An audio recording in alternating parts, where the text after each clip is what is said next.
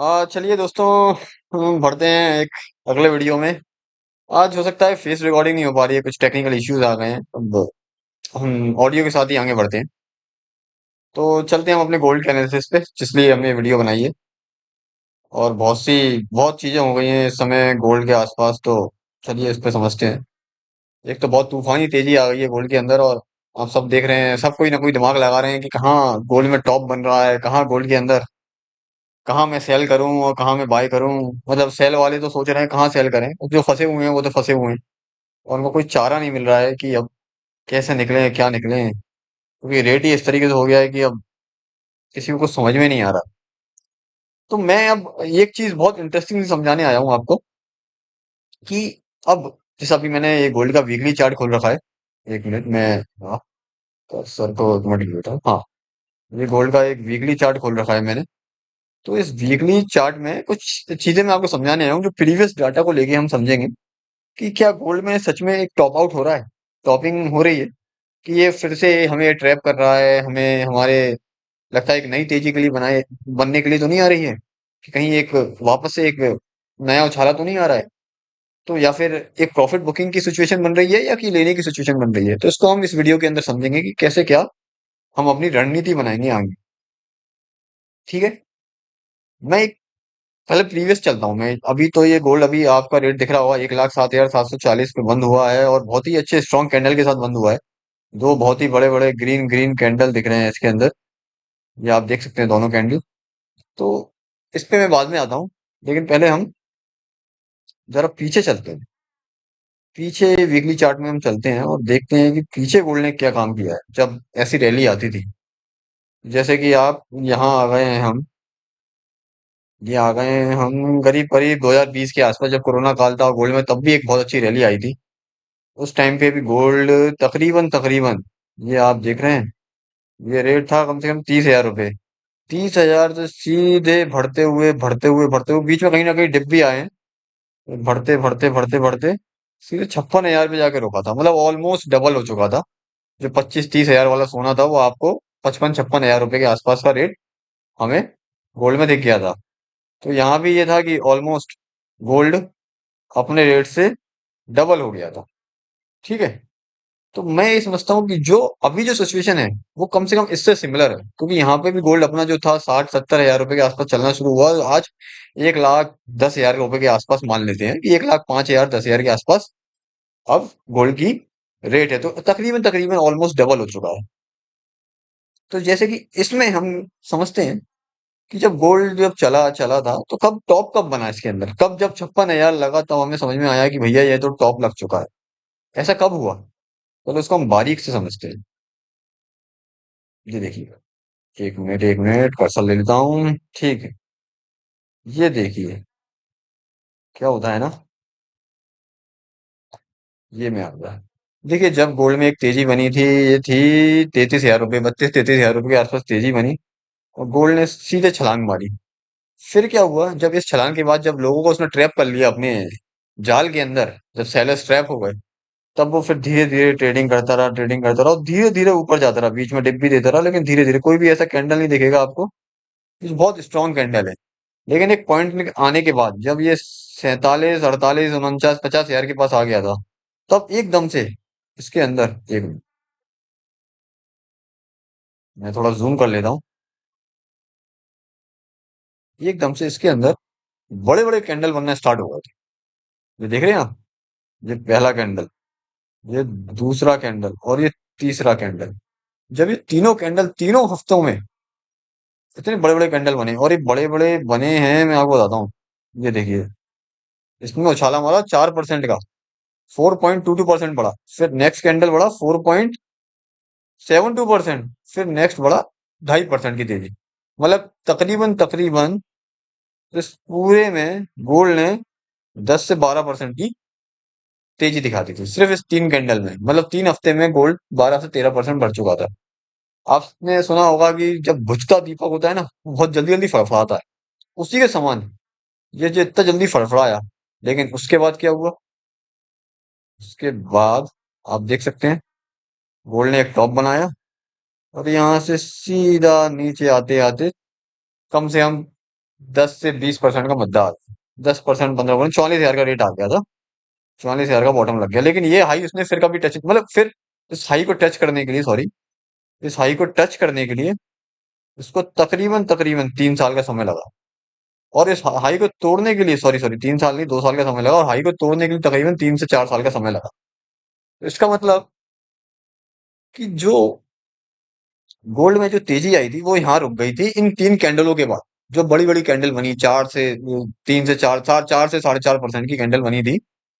तो उसके बाद ये कैंडल, इसके बाद इसमें तेजी थमी और कहीं ना कहीं एक टॉपिंग आउट हुआ, टॉप आउट हो गई। अब जैसे कि अब मैं वापस यहाँ अपने इस कैंडल में चलता हूँ, मैं अपने इसमें चलता हूँ, जो अभी तो आपने ये कॉन्सेप्ट समझा, मैंने आपको समझाने की कोशिश करी।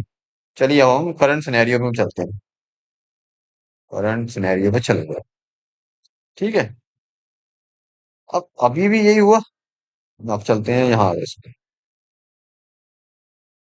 गोल्ड ने तकरीबन तकरीबन ये जो रेट है, ये 55 हजार रुपए के आसपास मान लेते हैं। 55 हजार रुपए के आसपास सोना में, सॉरी मेरी हैंडराइटिंग थोड़ी खराब है, मैं इसको उठा ही देता हूँ एक्चुअली में। हाँ, तो 55 हजार रुपए के आसपास कहीं ना कहीं रेट था। यहाँ से एक रैली स्टार्ट हुई, ब्रेकआउट आया, और ये रैली धीरे धीरे धीरे धीरे ऊपर चलती गई। देखिए शुरुआत में जो होते हैं ना, शुरुआत में कैंडल्स अच्छे अच्छे बने इसमें भी। ये देखिए, ये यहाँ पे भी 3 कैंडल बने, टॉप आउट हुआ, और फिर थोड़ा सा धड़ाम हुआ। हाँ, इसको भी मैं कुछ समझाऊंगा, अभी सुनिए 1 मिनट पे। इसको भी मैं लेता हूँ, हाँ हाँ, चलिए अब आ ही गए हैं तो इस पे ले ही लेते हैं पहले। ठीक है। यहाँ भी, यहाँ भी जब 55 हजार से रैली चली थी, तो कहीं ना कहीं ये रैली हुई। देखिए छोटे छोटे कैंडल बने हैं, छोटे छोटे कैंडल बने हैं, लेकिन यहाँ देखो कुछ बड़ा कैंडल बना है। फिर एक ड्रॉप आया, फिर 2 बड़े कैंडल बने, तो ड्रॉप आया। चलो ये तो मैं एक टॉप आउट की बात नहीं कर रहा हूँ, लेकिन एक 55 हजार से चलने के बाद जब यहाँ पे ये इसने 75 हजार के आसपास, जब 75, हाँ 74 75 आज के, जब इसने जब एक टॉप बनाने की कोशिश करी थी, देखिए यहाँ पे एक बड़ा कैंडल, फिर एक बड़ा कैंडल, फिर एक लॉन्ग कैंडल। अब इनकी हम इनका ग्रोथ देख लेते हैं, इनकी क्या है। कम से कम 3% का उछाला, फिर 4% का, और फिर कम से कम 2% का। इसके बाद एक टॉप लगा, और इस टॉप से सीधा सीधा गोल्ड कम से कम 10%, 10 से 12% बदला निकला। ठीक है। तो इसका कहने का मतलब ये है कि जब भी कभी टॉप बनता है गोल्ड के अंदर, उसके अंदर जो तेजी होती है ना, वो बहुत ही जल्दी से बढ़ता है, बहुत तेजी से बढ़ने लग जाता है। जो चाल होती है वो कम से कम 4 से 5% की चालें एक वीकली में, वीकली क्लोजिंग अपसाइड की देने लगता है। जैसे कि इसमें भी हुआ, और जैसे कि प्रीवियस केस में भी हुआ। अब ऐसा क्यों हो रहा है, ऐसा क्यों होता है, मैं इसको एक एग्जांपल के तौर पर समझाता हूँ। आपने मैराथन सुनी होगी। मैराथन क्या होती है, मैराथन में क्या होता है, यहाँ पे मान के चलो, ये मैराथन की है फिनिशिंग लाइन। तो ये है, मान लो चलो, यहाँ से ये धावक हैं, जो पार्टिसिपेंट्स हैं, मैराथन दौड़ रहे हैं। जब दौड़ते हैं दौड़ते हैं दौड़ते हैं, तो अपनी पेस को स्लो रखते हैं ताकि एनर्जी सेव कर सकें। जब इनको लंबा, इतना लंबा ट्रैक को पार करना है, तो वो जब अपनी एनर्जी सेव करेंगे, तभी तो लास्ट मोमेंट पे आके तेज भाग सकेंगे। अगर पहले ही पूरी तेजी दिखा देंगे तो लास्ट मोमेंट पे उनको एनर्जी बचेगी नहीं, जिससे कि वो फिनिश लाइन को पार नहीं कर पाए, अब पार भी कर पाए तो बहुत लास्ट में आ जाएंगे। लेकिन ये स्ट्रेटेजी मैराथन में होती है कि धीरे धीरे धीरे धीरे चलते हैं। जब वो धीरे धीरे चलते हैं, तो जब फिनिशिंग लाइन पास होती है ना, तब वो बहुत तेजी से भागते हैं। उनको पता होता है कि अब जोर दिखाना है बॉस, अब तो फिनिशिंग लाइन पास में है, अब अगर जल्दी आ गए तो हम टॉप आ जाएंगे। तो इसका मतलब जब ये होता है कि जब फिनिशिंग लाइन पास होती है ना, तो धावक बहुत तेजी से दौड़ता है। ये कॉन्सेप्ट तो रहता ही है, लेकिन ये सेम कॉन्सेप्ट हमारे मैथ चार्ट में भी है। लेकिन चार्ट में क्या है, हमारे पास फिनिशिंग लाइन नहीं है। मैराथन में तो ये होता है कि यहाँ पे एक रेड लेबल लगा होता है, ये हमें पता होता है कि ये फिनिशिंग लाइन है, यहाँ पे आने के बाद धावक रुक जाएगा और एक उसकी थम जाएगा, यहाँ इसकी रेस खत्म हो जाएगी। लेकिन यहाँ बॉस, ये एक चार्ट है, यहाँ पे किसी तरीके की, कोई भी तरीके की फिनिशिंग लाइन नहीं है बॉस। कि ये यहाँ पे मान के चलो, यहाँ पे फिनिशिंग लाइन लगी और हमें पता है यहाँ पे तेज दौड़ रहा है धावक और रुक जाएगा। लेकिन हमें ये पता है कि धावक की स्पीड तो हमें पता है चार्ट के अंदर, कि धावक अभी तो धीरे धीरे दौड़ रहा है बॉस, अभी धीरे धीरे दौड़ रहा है, मतलब फिनिशिंग लाइन पास नहीं है। लेकिन लेकिन जैसे ही धावक तेज दौड़ने लगा, इसका मतलब बॉस फिनिशिंग लाइन पास में है। इसका तो यही मतलब है। तो सेम केस में हम यहाँ समझने, यही तो समझाने आए हैं कि बॉस जब धावक तेज दौड़ने लगे, समझ जाओ कि फिनिशिंग लाइन पास में है। तो यही केस अब गोल्ड में चलते हैं अपन, जो अभी के सिनेरियो में हो रहा है, जो कि प्रीवियस सिनेरियो में भी हुआ है। तो बॉस ये देखो आप, जब गोल्ड में ये जो रैली चली थी ना, ये 55,000 के आसपास चलना शुरू हुई थी, जो कि धीरे धीरे डिप के साथ डिप के साथ डिप के साथ आज 1,07,000 7,500 रुपए के आसपास पहुंच गई है। लेकिन लेकिन लेकिन अब क्या हो रहा है, जिस रैली में यहाँ पे बड़े कैंडल्स बने थे, फिर एक ड्रॉप आया 10 से 12% का, फिर धीरे धीरे धीरे धीरे चला चला चला चला चला, लेकिन अब बॉस अब देखिए, अब सोने के अंदर, यहाँ पे मैं कर्सर ले लेता हूँ, ये सोने के अंदर ये देखिए, ये है अपना, ये दो बड़े कैंडल बने हुए हैं। एक कैंडल है 3.3% का, और एक कैंडल है 3.82। इतनी तेजी से कैंडल बने हैं, ये दोनों बड़े बड़े कैंडल बने हैं। इसका मतलब कि सोना तो तेज दौड़ रहा है, लेकिन कहीं ना कहीं फिनिशिंग लाइन पास में है। हो सकता है अगले हफ्ते में, ये नहीं कह रहा हूँ कि सोना अब यहाँ से ये गिर जाएगा या इसके अंदर से करेक्शन आ जाएगा, लेकिन लेकिन लेकिन इसकी जो फिनिशिंग लाइन है वो कहीं ना कहीं बहुत पास आ रही है। और हो सकता है, ये हो सकता है, मैं ये नहीं कह रहा हूँ अगला कैंडल भी एक तेजी का बने, 2 से 2.5 3% की तेजी आ सकती है, लेकिन कहीं ना कहीं इसकी एक फिनिशिंग लाइन पास में है।